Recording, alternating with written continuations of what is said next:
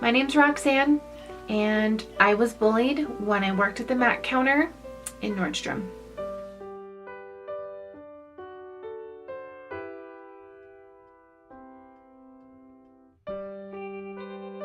Hey guys, welcome. If you're new here, thanks so much for joining me. My name's Roxanne and welcome to my channel.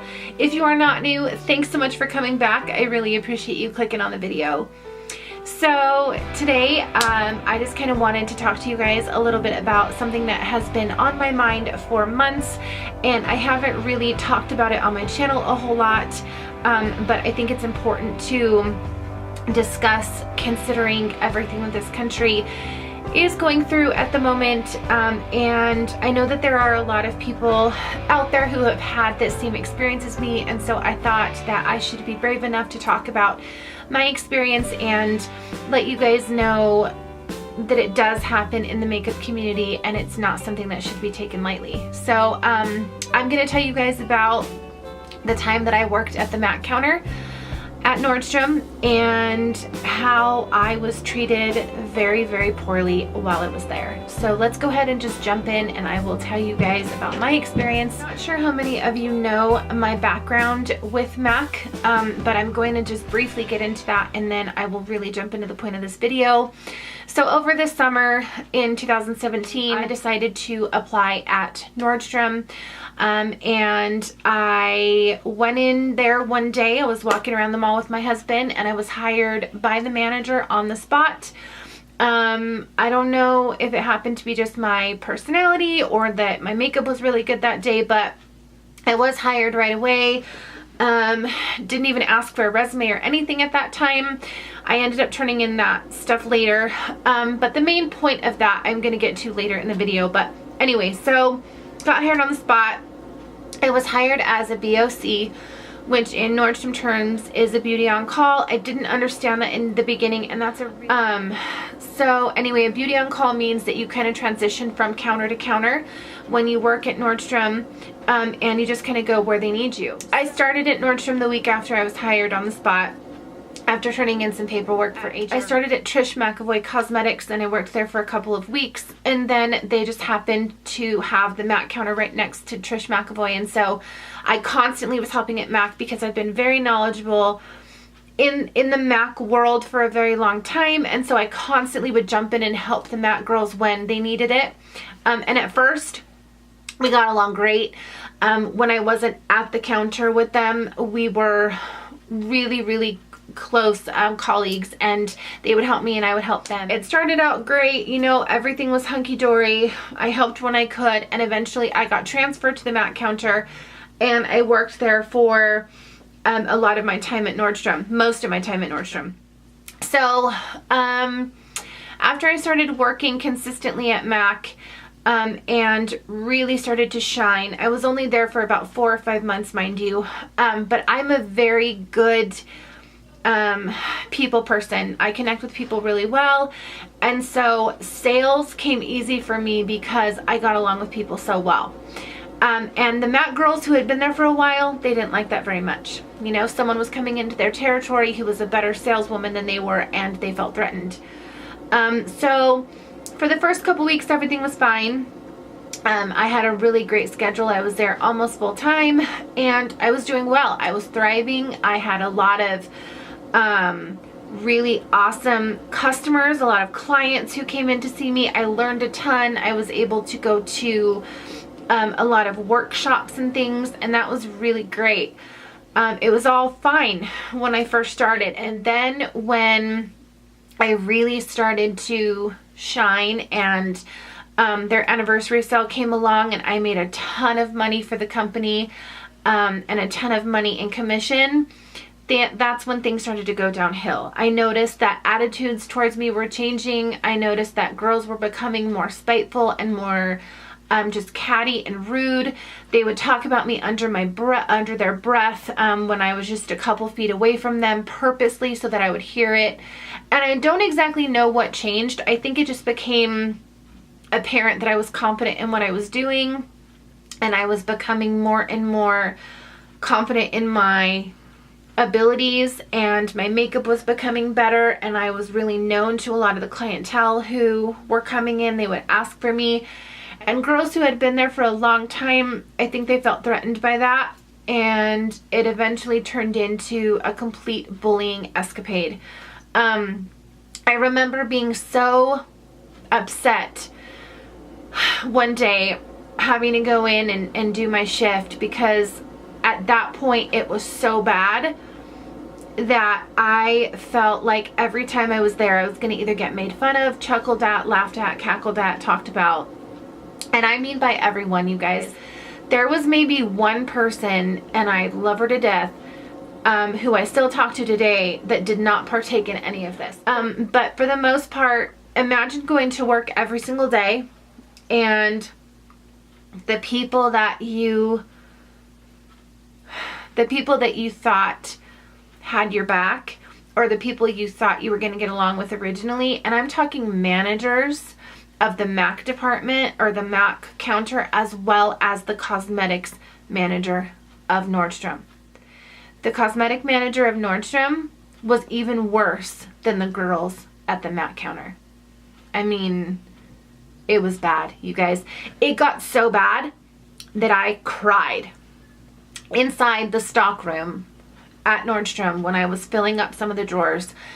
I had to take a breath and stop and realize that it wasn't going to change. So eventually, after the girls continued to bully me so badly that I cried, and I think that's what they wanted, you know, but I remember one particular incident where one of the girls there said something about me that was completely falsified, and I went to tell the manager, and it became my fault, and I didn't make the right choice, and I didn't make the right decision, and it was all about me, and da-da-da-da-da, and I just felt completely and utterly embarrassed, and I felt like my whole point was disregarded.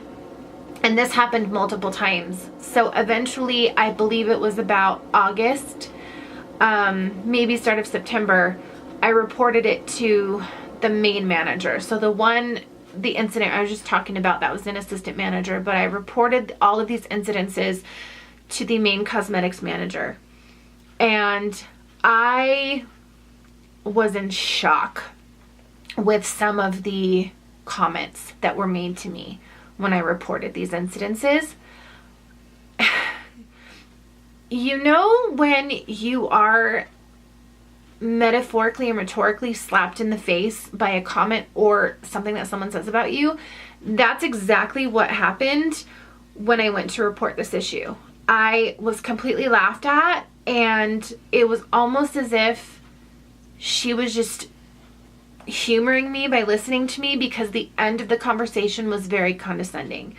So I walked away with nothing being solved, and the end of that day I ended up going up to the HR department because it got so bad. So I went to the HR manager at Nordstrom, and I told her everything. I laid everything out. I told her what was going on. Nothing was being solved, and she ended up talking to the cosmetics manager, who laughed in my face 10 minutes prior. Well, I thought, okay, great. She's gonna tell her things are gonna change. Oh no, no. They got worse. So mind you, I was only there for about 5 months, okay? So at this time I had been there for about 3 or 4, and I had like 1 month left with the seasonal position, which is what Beauty on Call was. And I'm being told, oh yeah, I'm sure you're gonna get a job here, and they're gonna sign you on, and your sales are amazing, you're a people person, you connect so well, you follow the rules, you're never late, blah blah blah blah blah. So I'm like, great, you know, I just quit my job teaching, and it's gonna be perfect. Like, I'm gonna get a job at the M.A.C counter. I've always wanted to work at the M.A.C counter. It's gonna be a dream. At that time I was like, you know what, maybe I don't particularly want a job at this counter, especially because of the way that I'm being treated. So I continue to go to work, I continue to be on time, and so the way that the counters work is there's a cosmetics manager for the cosmetic department, and then when you're at the M.A.C counter, there's also a representative of M.A.C who has kind of partially things to say about who gets hired and fired.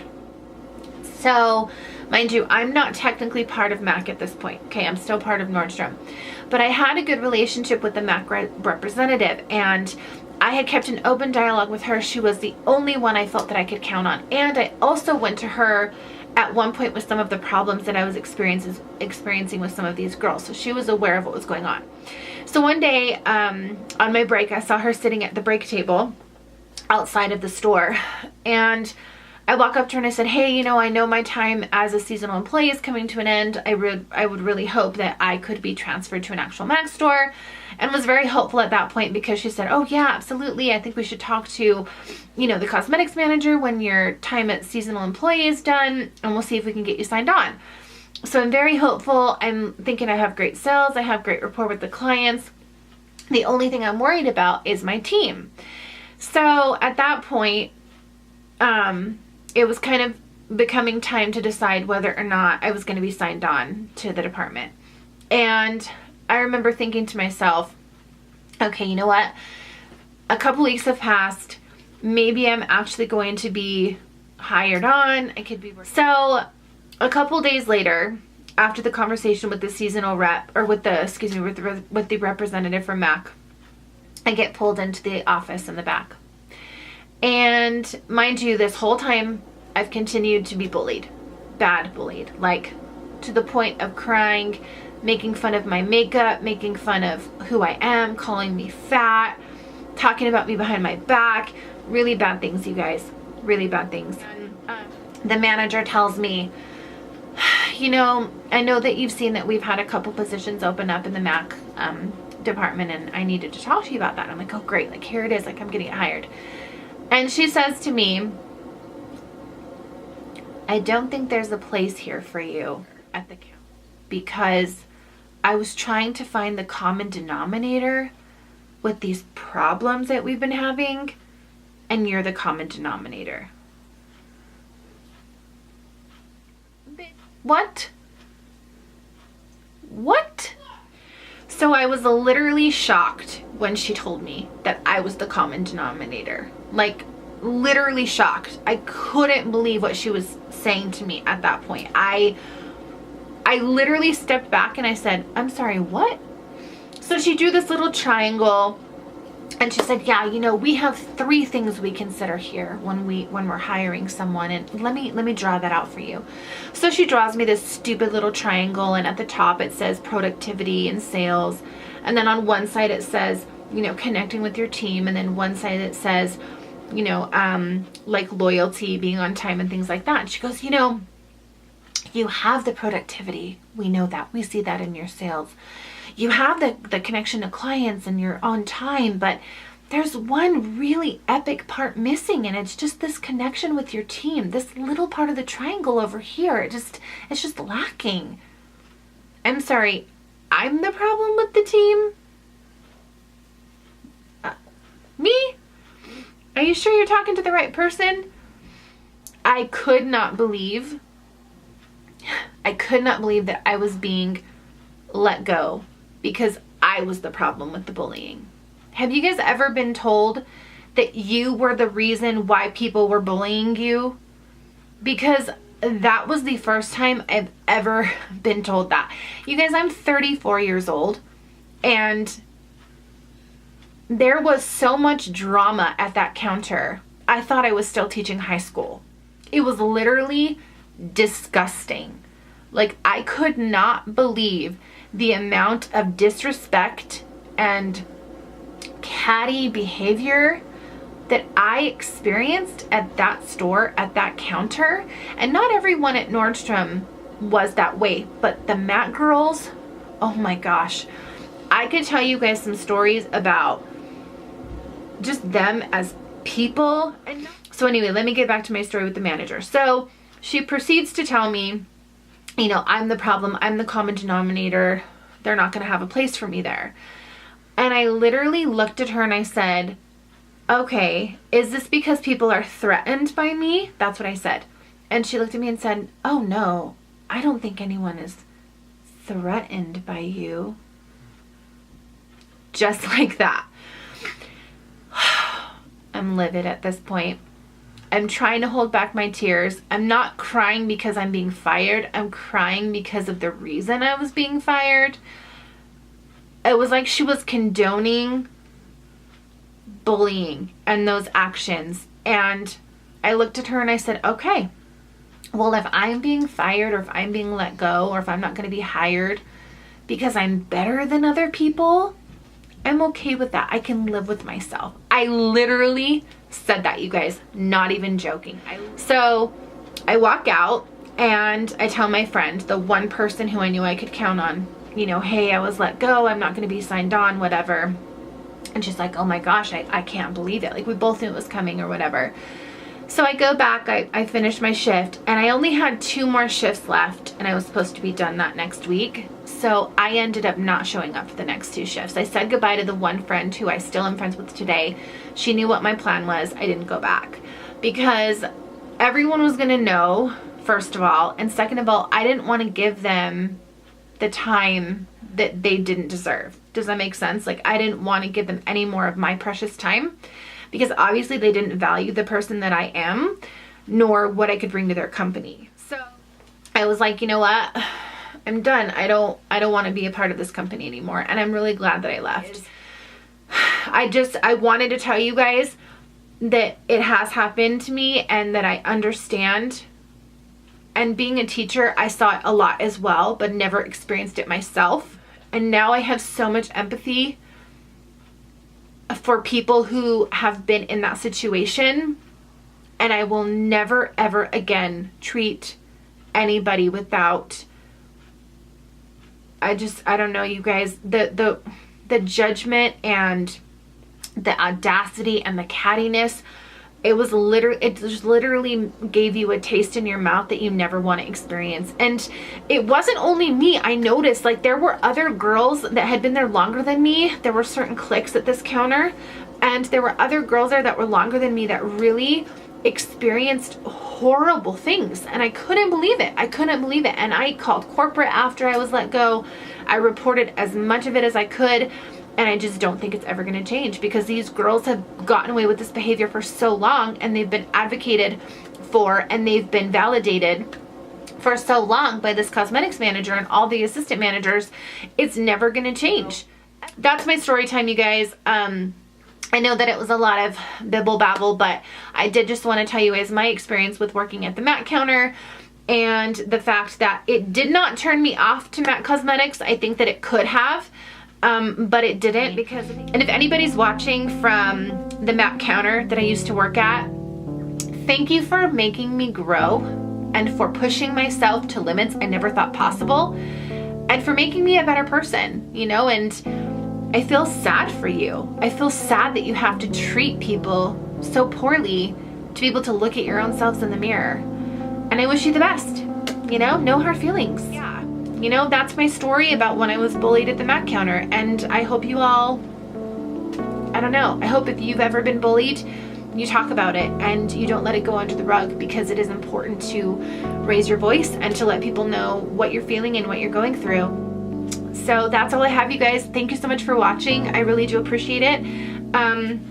If you have not already hit that subscribe button, I would really appreciate it if you did. Leave me a comment down below, you guys, letting me know your stories. Have you ever been bullied? Has there ever been a time that you thought that no one was gonna believe you? Or I don't know, just talk to me down there. Let's get a conversation going about this topic, because it is so important, and it's really crucial that we open each other's minds and that we try to stop the bullying. So I'll see you all in my next video. Thank you so much for watching. Remember to take care and take care of each other. Bye.